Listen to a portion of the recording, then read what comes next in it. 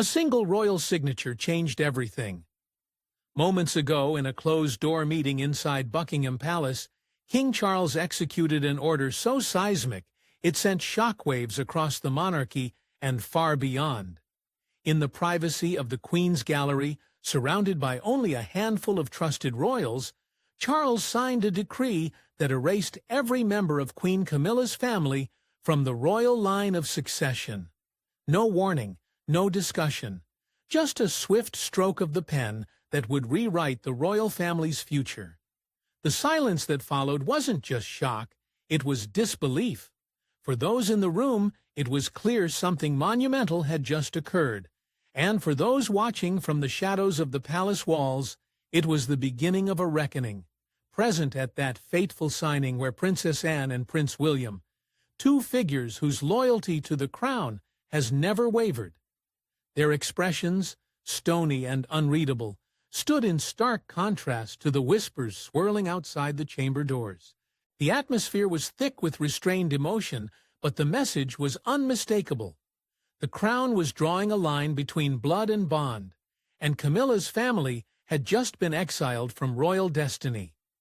Moments later, Queen Camilla was seen exiting the palace in visible distress. Eyewitnesses described her face as pale, almost ghost-like, as she was swiftly ushered into a waiting vehicle. The woman once crowned beside the king now appeared shattered, blindsided by a move that stripped her children and grandchildren of any future claim to the royal fabric. For all her years by Charles's side, Camilla had not been given the courtesy of a forewarning. The decision was final. It had already been signed, sealed, and delivered. Inside the palace, the aftermath was immediate. Several royal aides, longtime staffers who had served both Charles and Camilla loyally, abruptly resigned. Some left in protest, others in silent solidarity with the Queen Consort. The suddenness of the decision and the secrecy with which it was carried out rattled the inner circles of the monarchy. For some, it was seen as a betrayal. For others, a necessary purge to preserve the sanctity of the royal bloodline. Within minutes, the media caught wind. Headlines blared across international outlets. King Charles removes Camilla's family from royal succession. Rumors ran wild. Was this triggered by an internal scandal, a looming crisis, or a personal vendetta rooted in past grief? Buckingham Palace issued no statement, choosing silence over explanation. But outside, speculation boiled over. Camilla's children had long hovered in royal spaces without formal roles. Were they finally being cast aside for good? And so, a nation and a world watched in stunned fascination. After decades of controversy, scandal, and reconciliation, the monarchy had taken its most personal and explosive step yet. And for those who knew the crown's history intimately, the question wasn't why now, it was what took so long. Because beneath this shocking decree lies a buried war, a clash of legacy, loyalty, and love that began long before today's signature. But to understand the fury and pain behind this decision, we must rewind to a tangled legacy. Charles kept hidden for years. It was supposed to be a love story that defied scandal against the weight of tradition, public outrage, and a ghost that never truly left. Charles and Camilla stood side by side, an image of redemption, or so it seemed. Their marriage was meant to close an old chapter, to stitch together a royal narrative torn by tragedy. But no matter how carefully they tried to rewrite the past, the shadow of Princess Diana remained. And now, years later, that same shadow has returned not in whispers, but in full force to reclaim what was once denied, the rightful preservation of her bloodline. When Charles married Camilla Parker Bowles in 2005, the backlash was fierce. The world hadn't forgiven him, not for the affair, not for Diana's pain, and certainly not for the way he appeared to move forward. As if the people's princess could simply be replaced, Camilla was thrust into a role she had long hovered near, but never truly held. As queen consort, she wore the crown, but never the public's full acceptance. The whispers never stopped.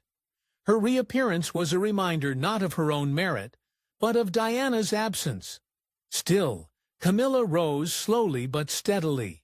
She built influence, stepped into royal engagements, and became a visible figure at Charles's side. Yet the palace walls knew a different truth. Inside, her children, Tom Parker Bowles and Laura Lopes, began to appear more often, attending events, enjoying privileges, quietly integrating into the royal fold. They weren't in the line of succession, not officially, but they were close enough to unsettle those who had sworn allegiance to the crown's ancient bloodline. And that's where the fracture began to show. There was tension never spoken aloud, but always felt between Camilla's children and Charles's Prince William, always protective of Diana's legacy, watched with increasing discomfort as the lines blurred between duty and favoritism. Harry, in his own storm of rebellion, distanced himself, and Catherine, sharp and aware, knew what was brewing beneath the surface. Camilla's family may have been welcomed publicly, but behind palace doors it was clear they were never truly accepted as part of the sovereign legacy. What most failed to see was Charles's own internal divide. Though he defended Camilla publicly, there were quiet signs that something was never quite whole. He never moved to formally elevate her children. He never addressed their roles. And when Diana's final wishes resurfaced, buried in a letter, long thought lost, everything shifted. The words were haunting. She had asked Charles, should anything happen to her, to protect William and Harry's place above all else. And though years had passed, the weight of those words began to bend the king's resolve. He was torn between love and duty, between the woman he chose and the legacy he had once shattered. Camilla had stood beside him, endured the hatred, rebuilt his public image, but the truth was, Diana still ruled his conscience. And when that conscience was forced to choose between preserving the sanctity of his bloodline or honoring a marriage haunted by public resentment and personal conflict, the decision, though delayed, became inevitable. What no one saw coming was how deeply Charles's loyalty to Diana and to his legacy would eventually destroy the new royal branch. Camilla tried to grow. Laura Lopes and Tom Parker Bowles were never in line for the throne, officially. But inside the palace walls, there was a different reality unfolding, one where Camilla's children slowly assumed roles that, while not constitutionally recognized, gave the appearance of royal entitlement. Camilla had long known they would never wear crowns or bear official titles, but that didn't stop her from pushing boundaries subtly, strategically, and always behind closed doors. She believed that presence was power, and the more her children stood beside royalty, the harder it would be to erase them from the picture. At private events, Tom and Laura were often given the kind of access once reserved for the inner royal circle: exclusive invitations, preferred seating, personal interactions with foreign dignitaries. These weren't accidental gestures, they were deliberate signals. Camilla wanted her children to be seen, accepted, and absorbed into the royal atmosphere, and at first the family allowed it, if only to keep the queen consort appeased. But what began as silent inclusion quickly turned into whispered discomfort. The very idea of unelected non-blood heirs enjoying privileges built on ancient birthright stirred something deep within the monarchy. This wasn't just about family anymore. It was about succession, legacy, and control. The public, too, began to notice. Commentators raised questions about Camilla's growing influence, not just for herself, but for her children. When Tom Parker Bowles appeared at events meant for senior royals, the criticism turned to outrage. Why are Camilla's children being positioned as if they were born to the crown? The headlines asked. And while the palace kept its mouth shut internally, the discomfort was snowballing.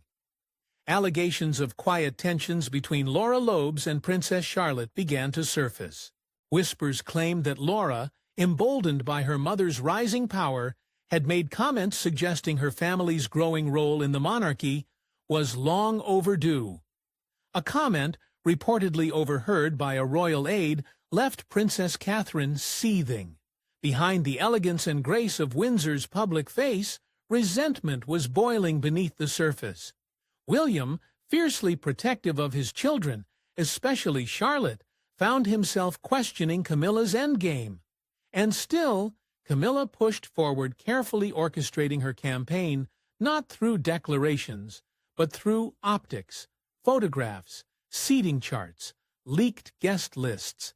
She played the long game, one image at a time.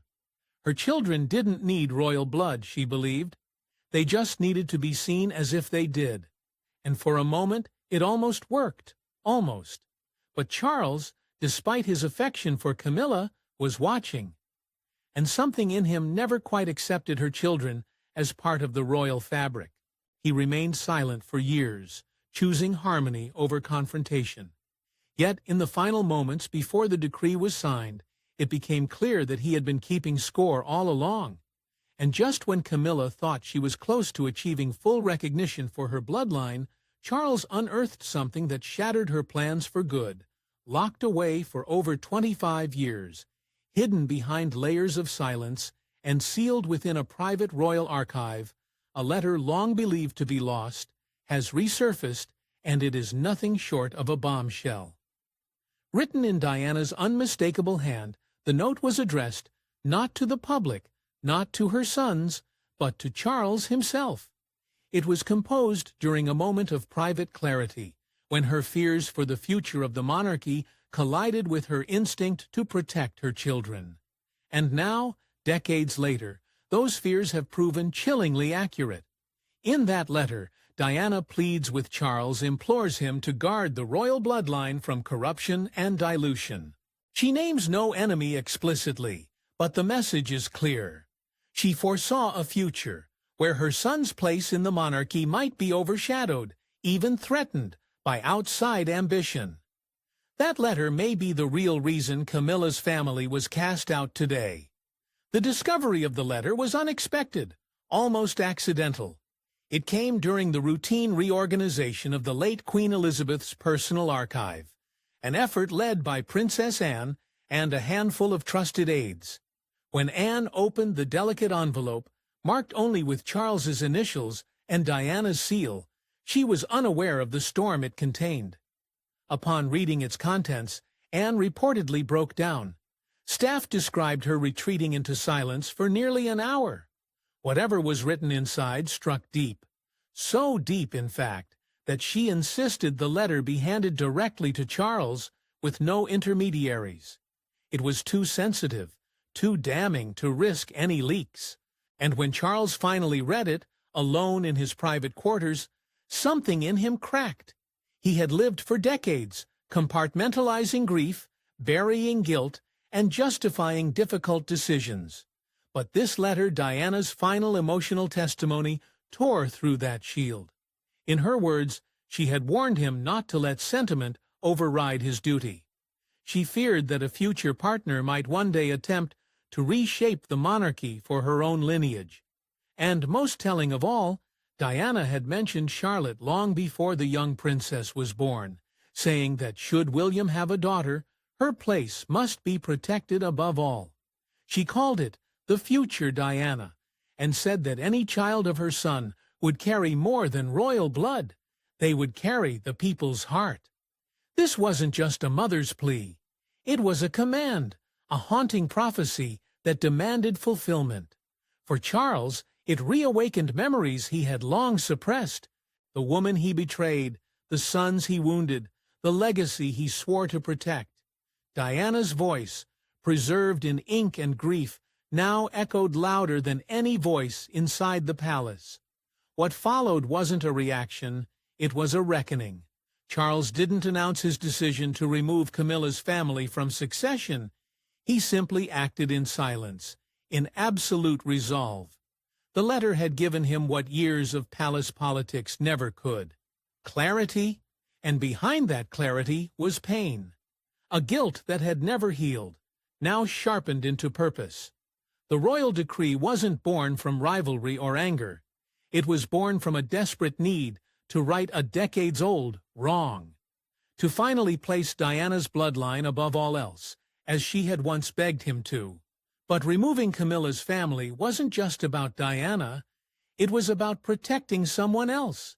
Someone Charles feared would be erased if he didn't act.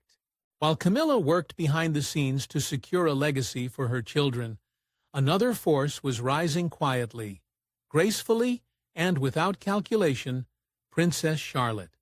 She didn't ask for the attention, and she didn't seek the comparisons, but the public gave them anyway. The moment Charlotte began appearing at royal events, something unshakable stirred in the hearts of the people. They saw more than a child, they saw Diana. The same eyes, the same calm grace, the same sense of quiet strength wrapped in innocence. And for King Charles, it became impossible to ignore. As the media and royal watchers fell in love with the young princess, a new truth emerged. Charlotte wasn't just part of the royal family, she was its future emotional center. And in Camilla's eyes, that made her a threat. Inside the palace, Charlotte's presence began to shift the atmosphere. Every time she walked beside William and Catherine, the public's adoration swelled. The images flooded newspapers and timelines, and soon headlines weren't just celebrating her charm, they were calling her the new Diana. For Camilla, who had spent years clawing her way toward public acceptance, the implications were brutal. She had never been able to win the people in the way Diana had, and now her own grandchildren were being overshadowed by a girl half their age, who carried the legacy of a woman she could never replace. Charles walked into that room knowing the decision he was about to make would split loyalties, stir outrage, and possibly cost him his marriage. But it would also restore order, because at that moment it wasn't about being a husband, it was about being a king. A protector of the lineage, a guardian of Diana's legacy, a father and grandfather to the true heirs of the crown. And so Charles reached for his pen, not in anger, but with the full weight of royal duty pressing on him. The decision he made next rewrote history.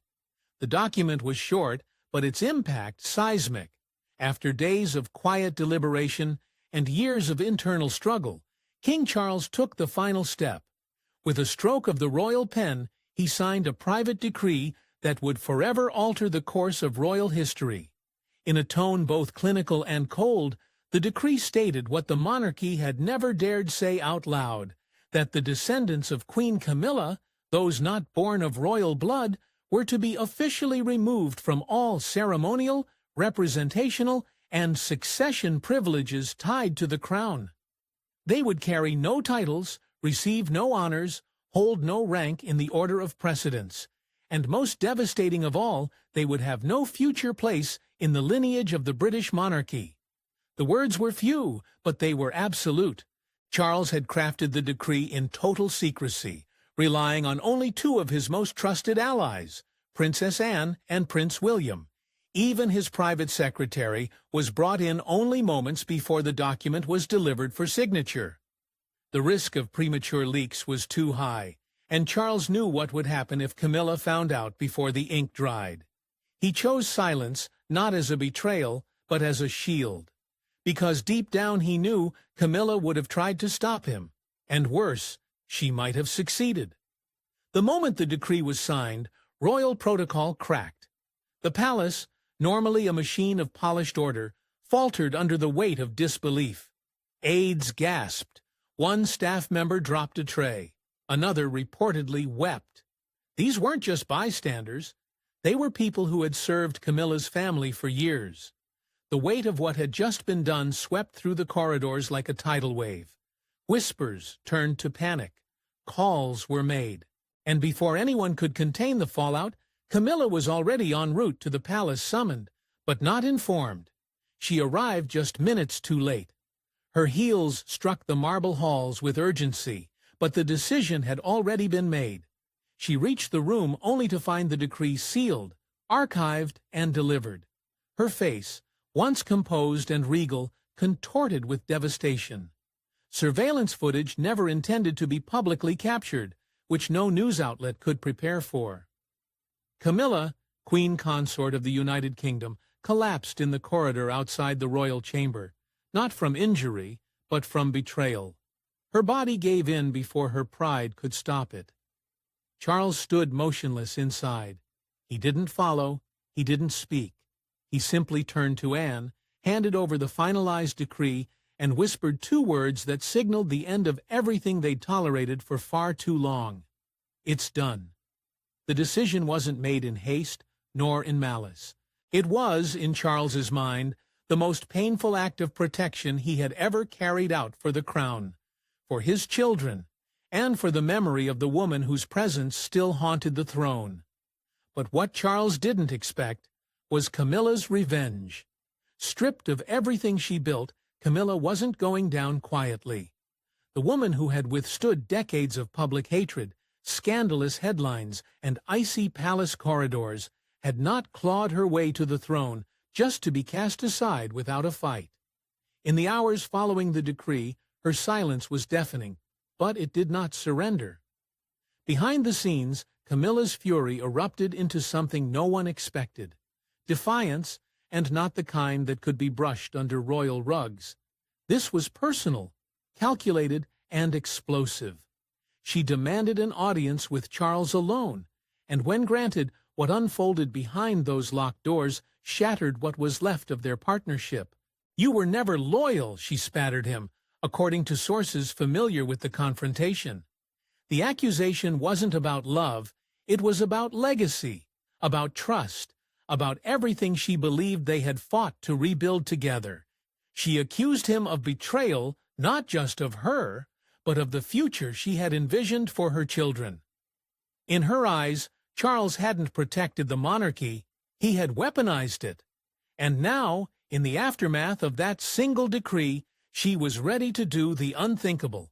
She threatened to go public.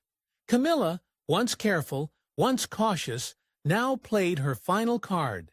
She hinted at secrets buried deep within the royal archives, secrets that, if exposed, could unravel Charles' carefully managed image. Old correspondence, hidden communications, moments from decades past that had been quietly buried in favor of reconciliation. She let it be known that if her family was to be erased, then no one's crown would sit cleanly on their head. The monarchy had hidden many truths.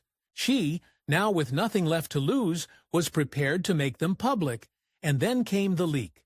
Within 48 hours, journalists from several European outlets began reporting on alleged private exchanges between Camilla and high-ranking foreign media contacts.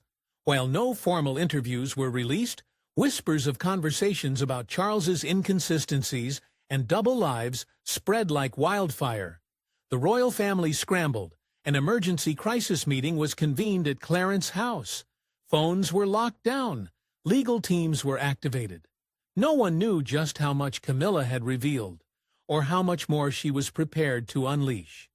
To her children, she sent a single cryptic message: "They won't erase us." It was less a statement and more a mission. Camilla was no longer just the queen consort. She had become the architect of a new rebellion, one fueled by the pain of exclusion and the rage of betrayal. In her mind, this wasn't just revenge. It was justice, and she was willing to bring down the House of Windsor to reclaim what had been taken.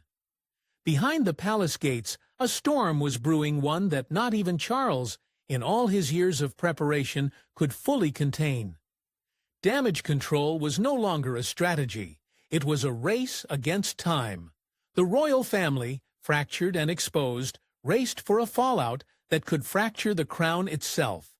And as the public wakes up to headlines of royal betrayal, one question hangs in the air. With Camilla's family erased from the future of the crown, a new era begins. Camilla's family is now in a state of crisis. The monarchy, once again, stands at a crossroads. Charles's decree may have reasserted the purity of the bloodline, but it also cracked open wounds that may never fully heal. As the dust begins to settle, William and Catherine have quietly stepped into the vacuum. Without Camilla's presence muddying the waters, the focus has shifted entirely to the next generation. One anchored not in controversy, but in legacy.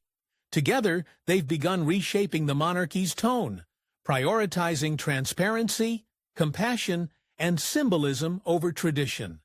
But even as their star rises, the weight of what it took to get here cannot be ignored. Public reaction has splintered.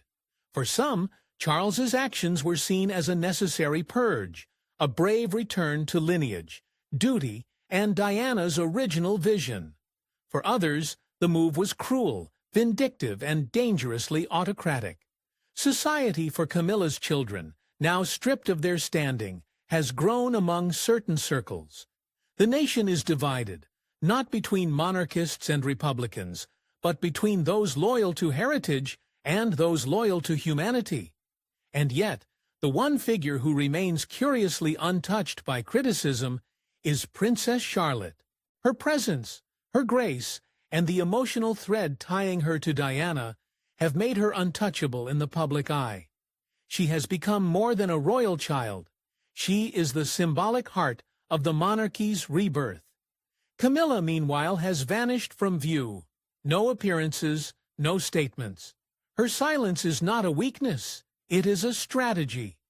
Insiders speak of a self-imposed exile, a retreat designed to protect what remains of her influence. But rumors persist. Her children are reportedly exploring legal options, quietly consulting with advisors about the legality of their removal from royal privileges. If the courts become involved, the fallout could reopen every wound this decision tried to close. And then there's Charles, the king who made the unthinkable choice. He has not spoken publicly about the decree. He won't, but those closest to him have seen the toll. In private, his silence carries the weight of sacrifice. He did what he believed was right, but in doing so, he may have lost the only person who stood beside him when the world once turned away. The monarchy has survived wars, divorces, and scandal, but this decision may be its most personal and its most dangerous. Thanks for watching. Don't forget to like and subscribe, and we will see you in the next one.